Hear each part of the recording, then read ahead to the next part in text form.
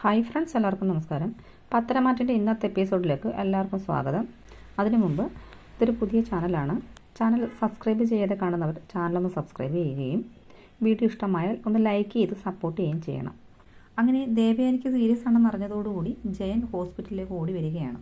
അങ്ങനെ ജയൻ ജാനകിയോട് നിൻ്റെ മരുമകൾ വന്നപ്പോൾ നീ ഒരുപാട് മാറി എന്ന് പറയുമ്പോൾ നയനയാണ് അതിന് കാരണം, അവളുടെ വൃത്തികെട്ട സ്വഭാവം തിരിച്ചറിഞ്ഞതുകൊണ്ടാണ് ഞാൻ ഇങ്ങനെ മാറിയതെന്ന് ജയനോട് തർക്കിക്കുകയാണ്.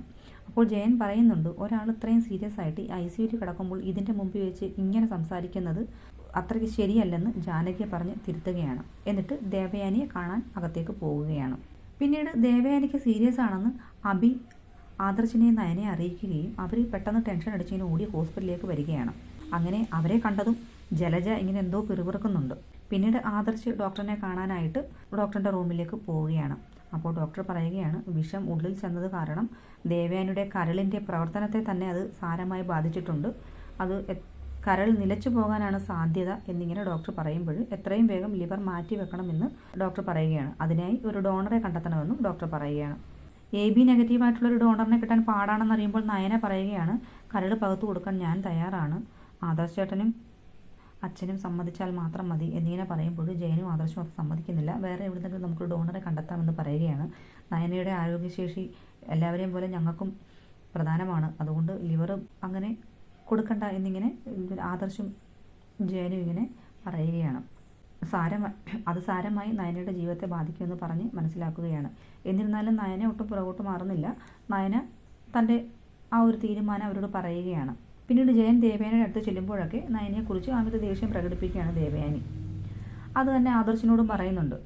ഞാൻ റിക്കവറായി വീട്ടിൽ വരുമ്പോൾ നയന അനന്തപുരിയിൽ കാണരുതെന്നാണ് ദേവയാനി ആദർശിനോട് പറയുന്നത്. അവളെ വീട്ടിൽ കൊണ്ടുവിടണം. നിനക്ക് കാണണമെന്നുണ്ടെങ്കിൽ നീ അവളെ പോയി കാണണം. ഇത്രയൊക്കെ ചെയ്ത് അവളോട് ക്ഷമിക്കാൻ ഞാൻ ഒട്ടും തയ്യാറല്ല എന്ന് ദേവയാനി പറയുമ്പോൾ ആദർശ് ആകെ വിഷമിച്ചു പോവുകയാണ്. ഇത്രയൊക്കെ ചെയ്തിട്ടും നയനയെക്കുറിച്ച് അമ്മ മനസ്സിലാക്കുന്നില്ലല്ലോ എന്നിങ്ങനെ ചിന്തിച്ചു പോവുകയാണ്. പിന്നീട് അഭിയും ജലജയും ദേവയാനി തട്ടിപ്പോകുമെന്ന് പറഞ്ഞ് സന്തോഷിച്ചിങ്ങനെ ഇരിക്കുമ്പോൾ അത് നവ്യ ഒളിഞ്ഞെന്ന് കേൾക്കുകയാണ്. അതിന് ചുട്ട മറുപടിയും നവ്യ കൊടുക്കുന്നുണ്ട്. എന്നിട്ട് അമ്മയുടെ മകൻ്റെ ഈ മനസ്സിലിരിപ്പ് നയനയെ വിളിച്ചങ്ങ് അറിയിക്കുകയാണ് നവ്യ ചെയ്യുന്നത്. പിന്നീട് ലിവർ മാറ്റി വെക്കുന്നതുമായിട്ട് ബന്ധപ്പെട്ട് ഒരു മുതിർന്ന ഡോക്ടർ ഹോസ്പിറ്റലിലേക്ക് വരും, അദ്ദേഹവുമായിട്ട് സംസാരിക്കണമെന്ന് ഡോക്ടർ പറഞ്ഞതിൻ്റെ ആവശ്യപ്രകാരം നയനയും ആദർശും ഡോക്ടറെ ചെന്ന് കാണുകയാണ്. അപ്പോൾ ഡോക്ടർ ഇങ്ങനെ പറയുകയാണ്, ലിവർ മാറ്റി വെക്കുന്നതിന് മുമ്പായിട്ട് കുറച്ച് കാര്യങ്ങളുണ്ട്, എന്നാൽ സർജറിയുമായി മുന്നോട്ട് പോകാൻ തന്നെയാണ് നയനയുടെ തീരുമാനവും. വേണ്ട ടെസ്റ്റുകളെല്ലാം ചെയ്ത് എൻ്റെ ലിവർ അമ്മയ്ക്ക് പകുത്ത് നൽകണം എന്നിങ്ങനെ ആദർശിനോടും ജയനോടും ഡോക്ടറിനോടും എല്ലാം ഇങ്ങനെ താഴ്മയായിട്ട് നയന പറയുകയാണ്. അതിനുവേണ്ടി ഹോസ്പിറ്റലിൽ നയന അഡ്മിറ്റ് ആവുകയാണ്.